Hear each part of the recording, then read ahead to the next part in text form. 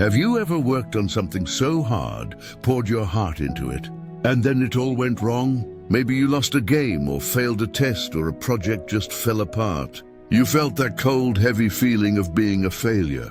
You wanted to quit. You wanted to hide.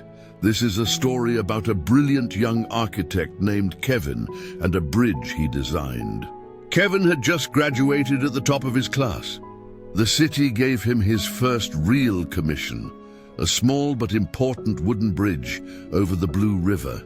He worked day and night. He checked every joint, calculated every load, and smoothed every plank of wood himself. This wasn't just a bridge. It was his pride.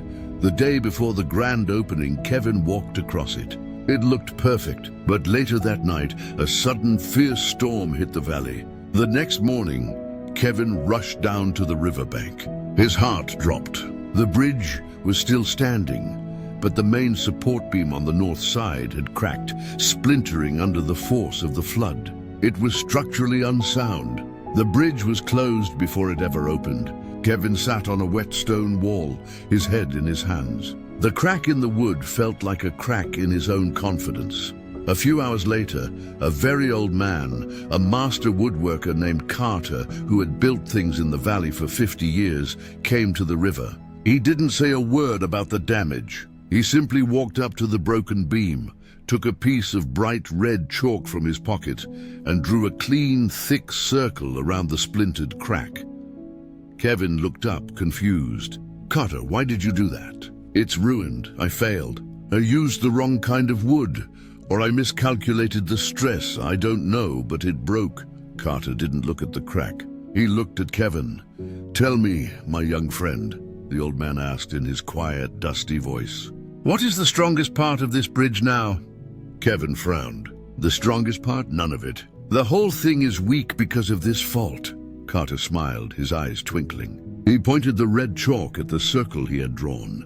"No, the strongest part is this place." Kevin was speechless. "But that's where it broke." "Precisely," said Karter. "Before the storm, you thought the bridge was strong. You believed it was sound, but you didn't know. You had a beautiful theory." He tapped the red circle.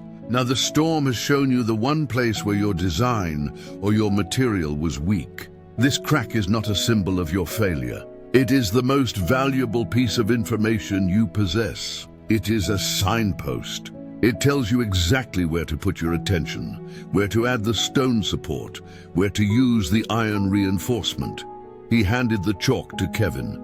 "Before, it was a good bridge. Now, because of this knowledge, because of this failure, you can rebuild it and make it a great bridge, one that can withstand any storm.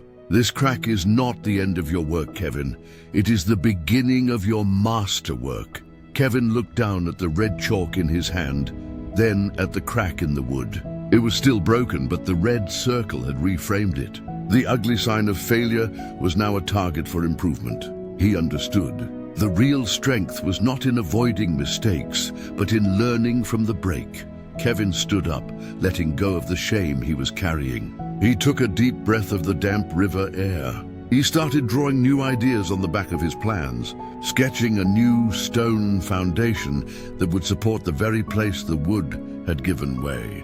So, the next time you feel like you failed or something breaks on you, remember the architect's faulty bridge. Don't let the crack make you quit.